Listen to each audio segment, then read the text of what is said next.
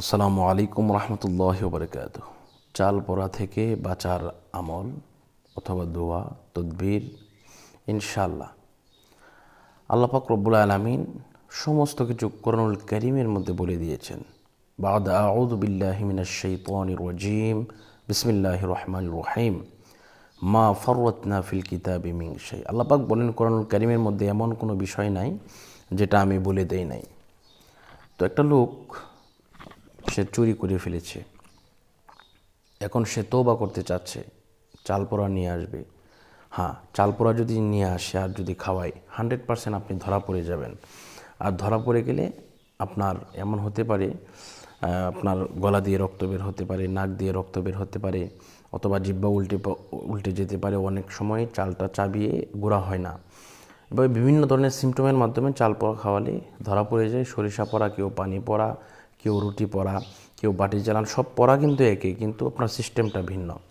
এখন বলতে চাচ্ছেন হুজুর, আল্লাহ তো সব কিছুই বলেছেন, কোরআনের মধ্যে আছে ইল্লা মান তাবা ওয়া আমানা ওয়া আমিলা আমালান সালিহা ফাউলাইকা ইউবাদদিলুল্লাহু সাইয়্যাতিহিম হাসানাত ওয়া কানাল্লাহু গফুরুর রহিমা।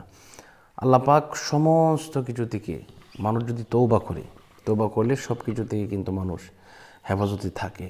তো এখন হুজুর, আমি এখন এই চাল পোড়া থেকে কীভাবে বাঁচবো এটা একটু জানতে চাই।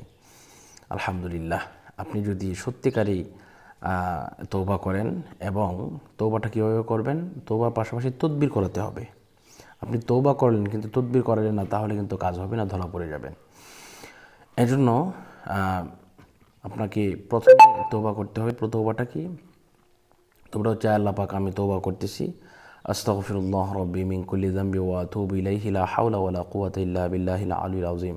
এভাবে আপনি তৌবা করবেন।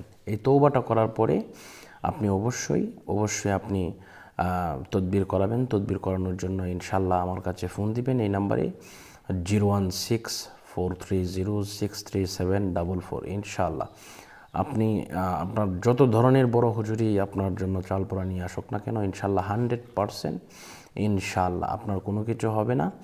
আপনি সমস্ত কিছু থেকে বাঁচবেন আমি তদবির করে দিলে ইনশাআল্লাহ। তো আমি একটি কথা না বললেই নয়। সিলেটের এক বোন, উনি ওনার বোনের স্বর্ণ নিয়ে আসছে।